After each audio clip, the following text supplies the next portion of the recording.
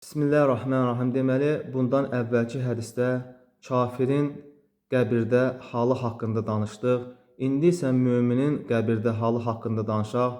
Hansı ki, hədisdə bunun ardınca Peyğəmbər sallallahu əleyhi və səlləm buyurur ki, mömin bəndə isə bu dünyadan köçdükdə onun yanına ağ üzlü, günəş kimi parlayan, əllərində gözəl iyili cənnət kəfəni gətirərlər.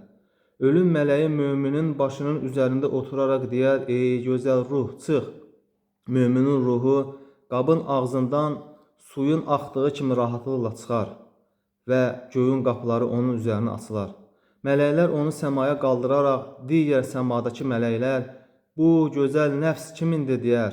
Nəhayət 7-ci səmaya çatdıqda Allah Subhanahu Teala buyurar ki, mənim qulumun cənnətin ən yüksək ürlüyünə yazın. Sonra Peyğəmbərimiz sallallahu əleyhi və səlləm bu ayəni oxuyur. Sən nə bilirsən illiyun nədir? O yazılı bir kitabdır. Ona ancaq yaxın olan mələklər bilər. Mütəffifin surəsi 19-21-ci ayə. Və mömin səmadan torpağa qaytarıldıqda mələklər Rəbbin kimdir? Rəbbim Allahdır. Dinin nədir? Deyər, dinim İslamdır. Sizə göndərilən o kişi kimdir? O Allahın Rəsulu Peyğəmbərimiz sallallahu əleyhi və səlləmdir. Və səmadan səs gələr.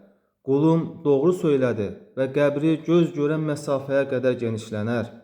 Onun yanına xoş sifətli, gözəl geyimli, gözəl ətirli gəlib deyər, mən səni sevindirəcək xəbər gətirmişəm.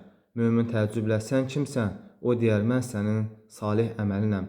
Mən səni həmişə Allahın əmrlərini yerinə yetirən, qadağalarından çəkinən gördüm. Allahın sənə olan mükafatıdır. Mömin üçün qəbirdə cənnət və cəhənnəm qapıları açılar.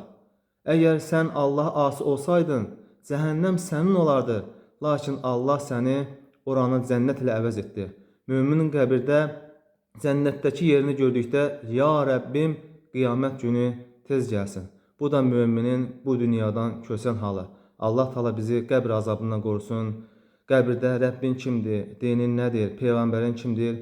Bu suallara cavab verməyə nəsib etsin. Amin. Əssəlamu aleykum və rəhmətullah.